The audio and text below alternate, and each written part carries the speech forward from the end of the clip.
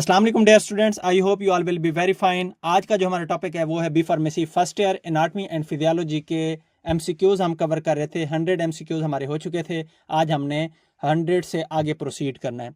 अगर आपने अभी तक हमारे चैनल को सब्सक्राइब नहीं किया, आप बी फार्मेसी फर्स्ट ईयर के स्टूडेंट हैं या आप सेकेंड ईयर के स्टूडेंट हैं या आप सप्ली की तैयारी कर रहे हैं, तो आप हमारे चैनल को लाजमी सब्सक्राइब कर लें। और आपके वो दोस्त जो भी फार्मेसी फर्स्ट ईयर में, सेकेंड ईयर में या सप्ली की तैयारी कर रहे हैं, तो आप हमारी ये वीडियो या हमारा ये चैनल उनको भी लाजमी शेयर कर दें। Thank you so much. तो चलिए टॉपिक की तरफ मूव करते हैं। 101 पे एक एमसीक्यू है, खाली जगह, convey the urine from kidney to bladder. कौन सी चीज़ है जो किडनी से ब्लेडर तक यूरिन को मुंतकिल करती है? Urethra, ureters, both A and B, या नन ऑफ दीज? तो इसका जो आंसर है वो है यूरेटर्स।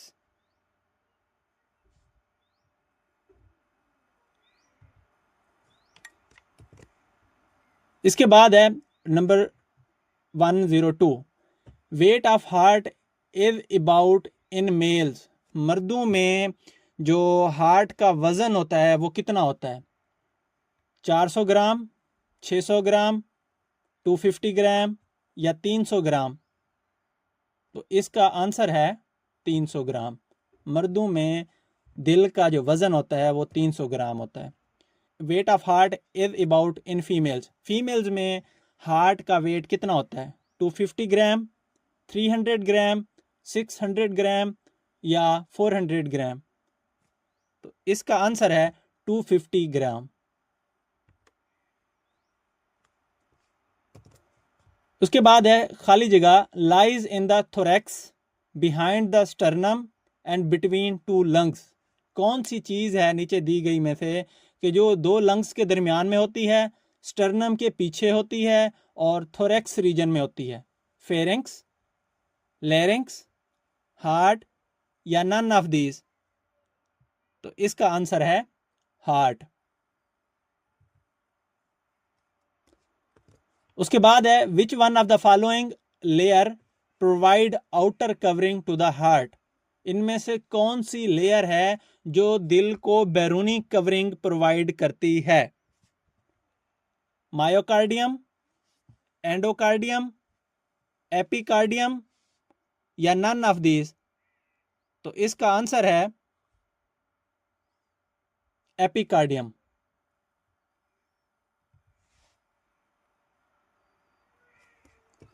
उसके बाद है 106, खाली जगह, is tough double layered membrane which covers the heart between them fluid is present to lubricate the heart.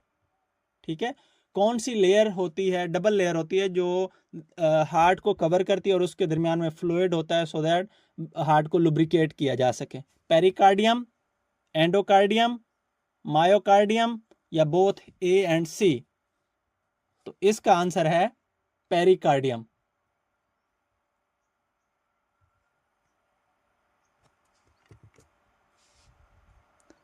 उसके बाद है there are how many chambers of heart.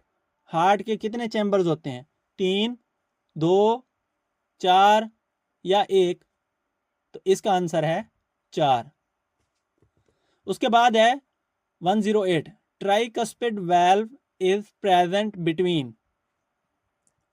जो ट्राइकस्पिड वाल्व होता है वो किन के दरमियान में होता है? Left atrium and left ventricle, right atrium और राइट वेंट्रिकल, राइट वेंट्रिकल और पल्मोनरी आर्टरी, या लेफ्ट वेंट्रिकल और एओर्टा? तो इसका आंसर है राइट एट्रियम और राइट वेंट्रिकल। इसके बाद है bicuspid valve is present between. Bicuspid valve किन के दरमियान में होता है? Left atrium and left ventricle, right atrium and right ventricle, right ventricle and pulmonary artery, या लेफ्ट वेंट्रिकल एंड एओर्टा? इसका आंसर है left atrium and left ventricle.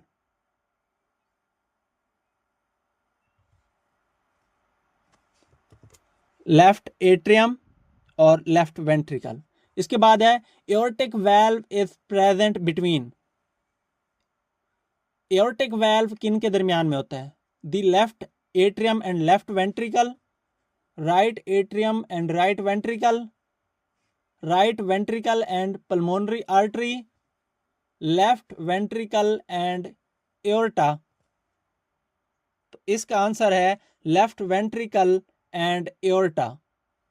तो नाम से ही है एओर्टिक वाल्व इसलिए, ठीक है, क्योंकि ये लेफ्ट वेंट्रिकल और एओर्टा के दरमियान में होता है। उसके बाद है pulmonary valve is present between the left atrium and left ventricle, right atrium and right ventricle, right ventricle and pulmonary artery, left ventricle and aorta. तो इसका आंसर है right ventricle and pulmonary artery, इसलिए इसको pulmonary valve बोलते हैं। उसके बाद है which one of the following is semi lunar valve. इनमें से कौन सा वाल्व सेमी ल्यूनर वाल्व होता है?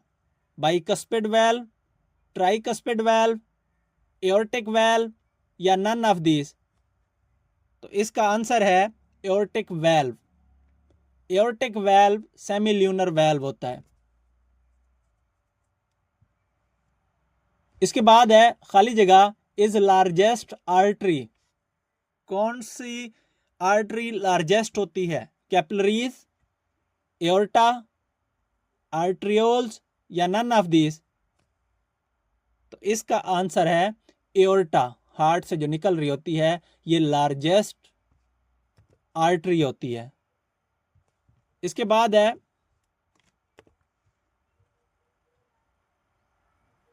एक 114 पे खाली जगह distribute oxygenated blood to all parts of body. ठीक है, इनमें से कौन सी आर्टरी होती है जो ऑक्सीजनेटेड ब्लड को डिस्ट्रीब्यूट करती है पूरी बॉडी के अंदर?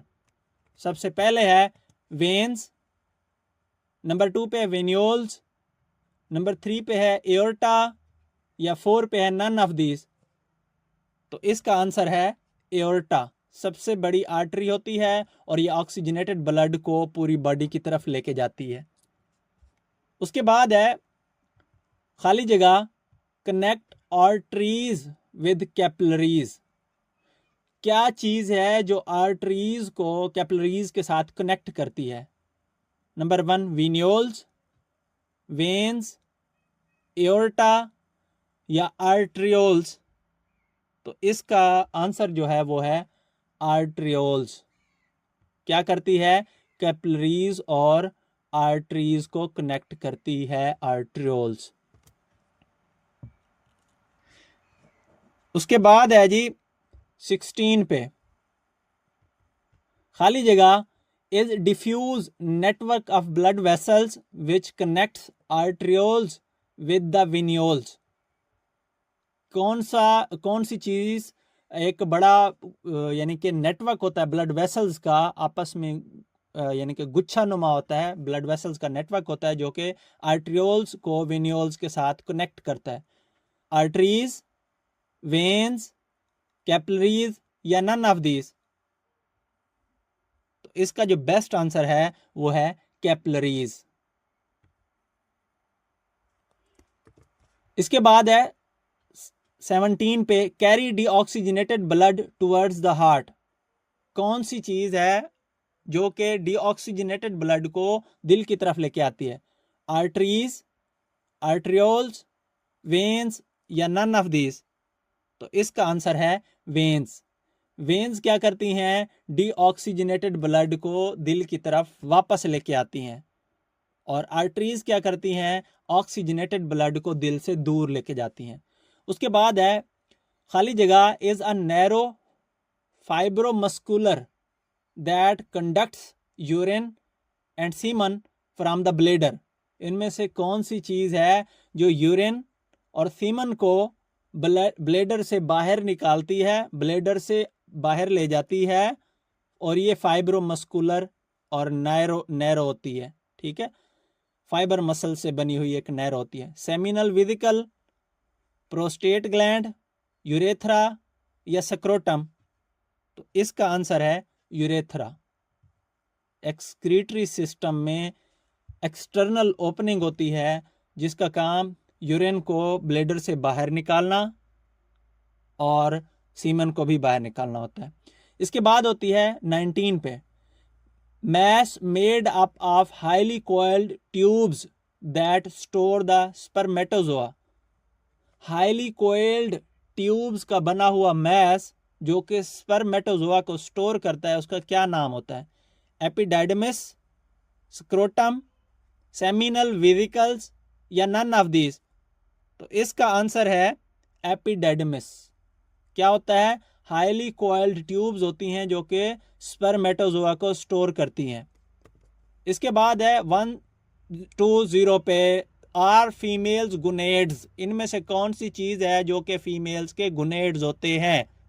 यूट्राइन ट्यूब्स, यूट्रस, ओवरीज या नन ऑफ दीज? तो इसका आंसर है ओवरीज। ओवरीज क्या होते हैं? गुनेड्स होते हैं फीमेल्स में। उसके बाद है weight of ovary is about. Ovary का वेट कितना होता है? 3 ग्राम, 4 से 8 ग्राम या 10 ग्राम या नन ऑफ दीज? तो इसका आंसर है 4 से 8 ग्राम। उसके बाद है खाली जगह protects and provide nutrients to a fertilised ovum. कौन सी जगह है या क्या चीज होती है जो कि फर्टिलाइज्ड ओवम को प्रोटेक्ट करती है और उसको न्यूट्रिएंट्स प्रोवाइड करती है? यूट्राइन ट्यूब, यूट्रस, ओवरीज या नन ऑफ दीज? तो इसका आंसर है यूट्रस। यूट्रस वो जगह होती है जो फर्टिलाइज्ड ओवम को एक तो प्रोटेक्ट करती है, दूसरा उसको न्यूट्रिएंट्स प्रोवाइड करती है। इसके बाद है खाली जगह deals with the body function. किस चीज में हम बॉडी के फंक्शंस को डील करते हैं? एनाटॉमी, फिजियोलॉजी, हिस्टोलॉजी या एम्ब्रियोलॉजी? तो इसका आंसर है फिजियोलॉजी। एनाटॉमी में हम अंदरूनी स्ट्रक्चर को देखते हैं, बनावट को देखते हैं। फिजियोलॉजी में हम उसकी फंक्शनिंग को देखते हैं। उसके बाद है 124 पे, physiology is a combination of two. कौन से वर्ड्स का ये कॉम्बिनेशन होता है? इटालियन, ग्रीक, लैटिन या नन ऑफ दीज? तो इसका आंसर है ग्रीक वर्ड्स का ये कॉम्बिनेशन होता है। 2 अल्फाज का ये कॉम्बिनेशन होता है। ठीक है। उसके बाद नेक्स्ट चैप्टर आ जाता है सेल के अबाउट एमसीक्यूज हैं। चैप्टर 3 हो गया। तो सबसे पहला जो है, cell consist of how much water?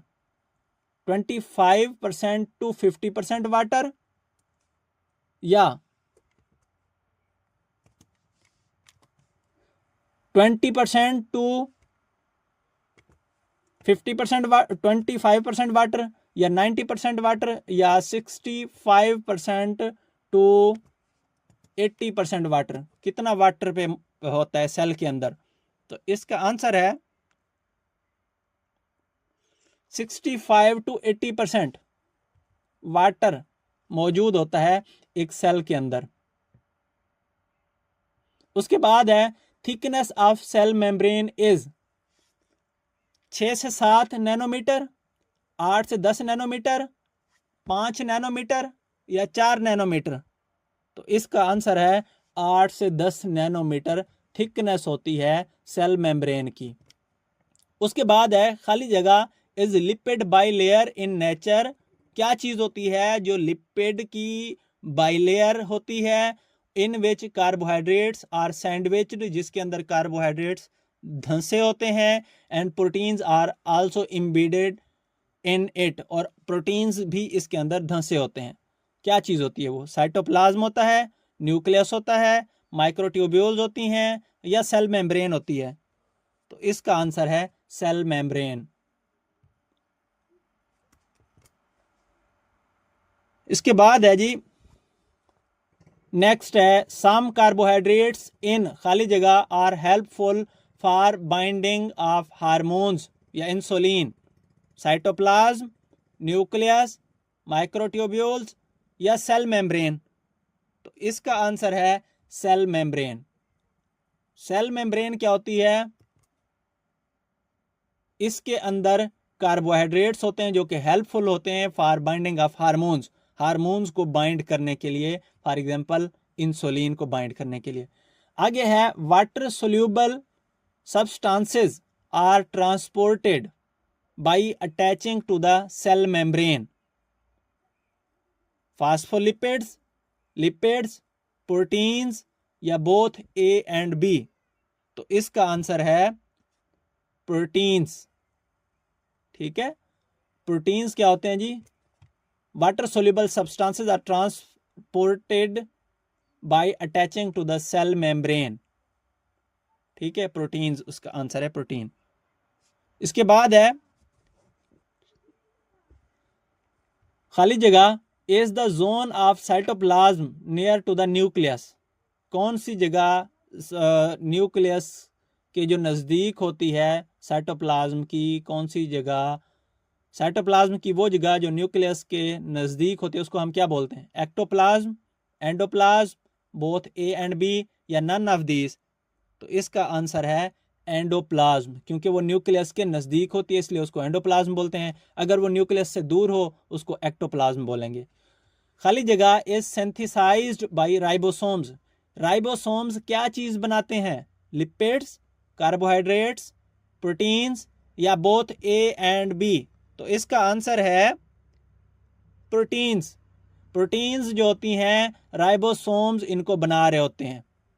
उसके बाद है खाली जगह, play a major role in glycogen metabolism? क्या चीज होती है जो ग्लाइकोजन मेटाबॉलिज्म में मेजर रोल प्ले करती है?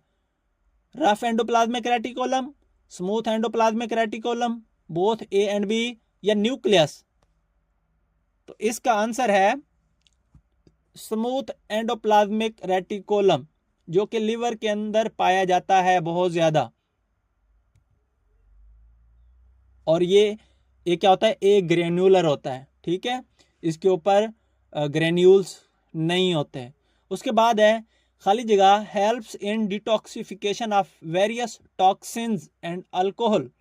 क्या चीज है जो वेरियस टॉक्सिन्स और अल्कोहल को डिटॉक्सिफाई करने में हेल्प करती है? Rough endoplasmic reticulum, smooth endoplasmic reticulum, both A and B या न्यूक्लियस? तो इसका आंसर है स्मूथ एंडोप्लाज्मिक रेटिकुलम। उसके बाद है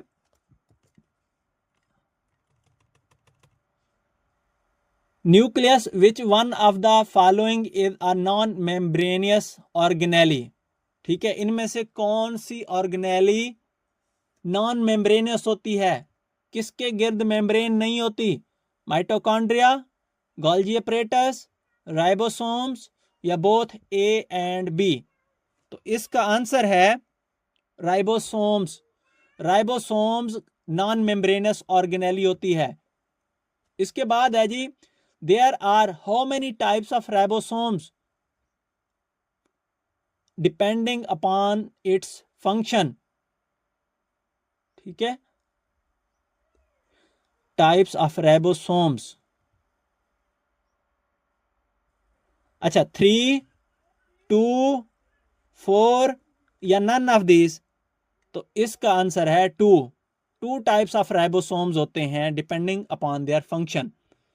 उसके बाद है formation of messenger RNA from DNA is called? DNA से मैसेंजर आरएनए की फॉर्मेशन को क्या बोलते हैं? Transcription, translation, both A and B या नन ऑफ दिस? तो इसका आंसर है ट्रांसक्रिप्शन। ट्रांसक्रिप्शन में मैसेंजर आरएनए बन रहा होता है डीएनए से। उसके बाद है खाली जगह, is responsible for packaging and lysosomes formation? क्या चीज लाइसोसोम की फॉर्मेशन और पैकेजिंग में रिस्पॉन्सिबल होती है? राइबोसोम्स, एंडोप्लाज्मिक रेटिकुलम, न्यूक्लियस या गाल्जी अपरेटस? तो इसका आंसर है गाल्जी apparatus is responsible for packaging and lysosomes formation. कल का हमारा जो टॉपिक था प्रीवियस लेक्चर का, वो इसी गाल्जी अपरेटस के अबाउट था, राइबोसोम्स के अबाउट था। ठीक है, और इससे नेक्स्ट है मोडिफाइज एन ओलिगोसक्राइड्स। क्या चीज है जो एन ओलिगोसक्राइड्स को मॉडिफाई करती है? राइबोसोम्स, एंडोप्लाज्मिक रेटिकुलम, न्यूक्लियस या गोल्जी अपरेटस? तो इसका जो आंसर है वो है गोल्जी अपरेटस।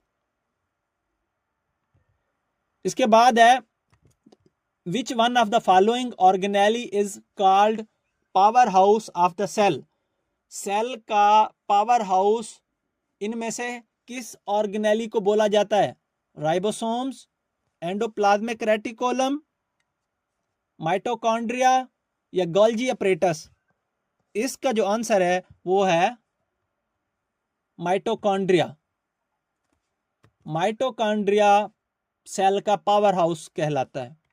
उसके बाद है which controls the cell division? Cell को डिवाइड होने को क्या चीज कंट्रोल करती है? राइबोसोम्स, एंडोप्लाज्मिक रेटिकुलम, न्यूक्लियस या गोल्जी अपरेटस? तो इसका जो आंसर है वो है nucleus. Nucleus controls the cell division. उसके बाद है खाली जगह is a control centre of cell. Cell का कंट्रोल सेंटर क्या होता है इनमें से? राइबोसोम्स, एंडोप्लाज्मिक रेटिकुलम, न्यूक्लियस या गोल्जी अपरेटस? तो इसका जो आंसर है वो है nucleus. Nucleus is a control centre of cell. इसके बाद है जी खाली जगह made by nucleus membrane. Nucleus plasma, chromosomes and nucleolus, इनमें से कौन सी चीज है जो nucleus membrane, nucleus plasma, chromosomes और न्यूक्लियोलस से बनी होती है? राइबोसोम्स, एंडोप्लाज्मिक रेटिकुलम, न्यूक्लियस या गोल्जी अपरेटस? तो इसका जो आंसर है वो है न्यूक्लियस। उसके बाद है खाली जगह is characterized by the presence of relatively few cells but a large amount of intercellular substances. Epithelium, connective tissue, muscular tissue या nervous tissue? तो इसका जो आंसर है connective tissues. Connective tissue is characterized by the presence of relatively few cells but a large amount of intercellular substances. इसके बाद है fibroblast, histiocytes, plasma cells, mast cells and fat cells constitute the common type of epithelium, connective tissue, muscular tissue या nervous tissue? तो इसका जो answer वो है connective tissues. इसके बाद है Which one of the following is not a type of connective tissue fibers? Collagenous fibers, reticular fibers, elastic fibers या fibroblast? इसका जो आंसर है वो है फाइब्रोब्लास्ट। ये इसके बाद है ground substances of connective tissues are composed of. Connective tissues के जो ग्राउंड सब्सटेंसेस होते हैं वो किस चीज से बने होते हैं? प्रोटियोग्लाइकेंस, वाटर, ग्लाइकोप्रोटीन्स या ऑल ऑफ दीज? तो इसका जो आंसर है वो है ऑल ऑफ दीज। इसके बाद है खाली जगह group of tissues is found covering the body and lining cavities and tubes. Epithelium, connective tissue, muscular tissue या nervous tissue? तो इसका जो आंसर है वो है एपिथेलियम। इसके बाद है consist of single layer of identical cells. Stratified epithelium, simple epithelium, both A and B, या नन ऑफ दिस? तो इसका जो आंसर है वो है simple epithelium. Simple epithelium consists of a single layer of identical cells. उसके बाद है bone is a type of epithelium, connective tissue, muscular tissue, या नर्वस टिश्यू? तो इसका जो आंसर है वो है कनेक्टिव टिश्यूज। उसके बाद है जी 150 खाली जगह, components of bone matrix is responsible for hardness of bone tissue and constitute about 65% of the dry weight of the bone. Organic components, inorganic components, both A and B, या none of these? तो इसका जो answer है वो है inorganic components. Inorganic components of bone matrix is responsible for hardness of bone tissue and constitutes about 65% of the dry weight of the bone. आज का जो हमारा टॉपिक था 101 से 150 तक MCQs कवर करना, वो आज हमने कवर कर लिया। आई होप आज के जो MCQs थे वो आपको अच्छे से याद हो गए होंगे। इंशाल्लाह मिलते हैं नेक्स्ट वीडियो में। इससे जो नेक्स्ट MCQs होंगे 151 से लेके 200 तक, वो इंशाल्लाह हम नेक्स्ट वीडियो में कवर करेंगे। Thank you so much. जज़ाकल्लाह। अल्लाह हाफिज़।